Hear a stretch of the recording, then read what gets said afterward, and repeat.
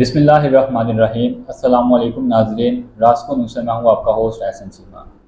ناظرین، آپ صلی اللہ علیہ وآلہ وسلم پر وحی الہی کے نزول نے ہمیں آپ صلی اللہ علیہ وآلہ وسلم سے امتی کا رشتہ عطا فرمایا ہے جو باقی سب سے ممتاز کر دیتا ہے۔ ہمیں اپنے آپ کو محفوظ کرنا ہوگا، ملک میں استحکام ہوگا تو ہم اکثریت کے ساتھ ساتھ اقلیت کو بھی تحفظ دے سکیں گے۔ ناظرین، نبی کریم صلی اللہ علیہ وآلہ وسلم کے ولادت باسعادت سارے عالمین کے لیے رحمت ہے اور اس میں کسی قسم کی بھی کوئی تفریق نہیں ہے۔ اس میں کافر و مشرک سبھی شامل ہیں۔ آپ صلی اللہ علیہ وآلہ وسلم کی عمر 40 سال ہونے پر آپ کو وحی الہی کا نزول ہوا جس نے ہمیں آپ سے امتی کا رشتہ عطا فرمایا۔ ہمیں ہر حال میں اس رشتے کو مقدم رکھنا ہے۔ جب ہم بحیثیت امتی شان رسالت میں محبت کا اظہار کریں گے تو پھر اس میں از خود احترام بھی ہوگا اور پھر حدود و قیود کا بھی خیال رکھیں گے جس کا حکم ملا ہے۔ ناظرین، امیر عبدالقدیر اوان، شیخ سلسلہ نقشبندیہ اویسیہ و سربراہ تنظیم الاخوان پاکستان کا دارالعرفان منارہ میں جلسہ باسط رحمت عالم صلی اللہ علیہ وآلہ وسلم کے موقع پر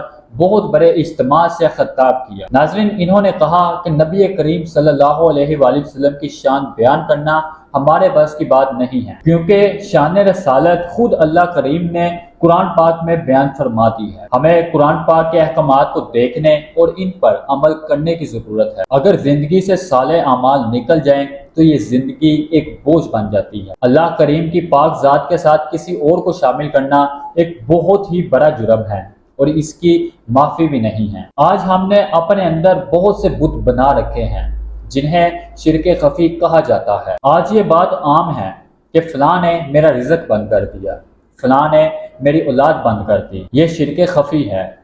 یہ آگ کی تاریں ہمارے ساتھ قبر میں لپیٹ دی جائیں گی۔ آج مسلمانوں کی اکثریت صرف اور صرف نام کی مسلمان ہے، کیونکہ ہماری عملی زندگی دین اسلام کے بالکل برعکس ہے۔ عین ربیع الاول کے پروگرامز میں محبت کا اظہار کرتے ہوئے فرض نماز تک چھوڑ دی جاتی ہے اور ہم نے فرائض اور احکامات کو چھوڑ کر رواجات کو مقدم کر رکھا ہے۔ یاد رہے کہ ماہ مبارک ربیع الاول میں سلسلہ نقشبندیہ اویسیہ کے تحت پورے ملک میں پروگرامز ہوئے، جس میں پہلا پروگرام راولا کوٹ آزاد جموں کشمیر، کلر کہاڑ چکوال میاں والی، توبہ ٹیک سنگھ ڈیرہ نور ربانی، کھارکوٹ ادو گجرانوالا اور اسلام آباد شامل ہیں۔ اس کے علاوہ مرکزی طور پر دارالعرفان منارہ میں عظیم الشان جلسہ باسط رحمت عالم صلی اللہ علیہ وآلہ وسلم کا انعقاد کیا گیا۔ ان پروگرامز میں امت کو وہ سبق یاد دلانے کی کوشش کی گئی جن کو وہ بھلا چکی ہیں کہ ہمارے اندر اتحاد و اتفاق اور اس ملک کی بقا تب تک ہی ممکن ہے جب تک ہمارے کردار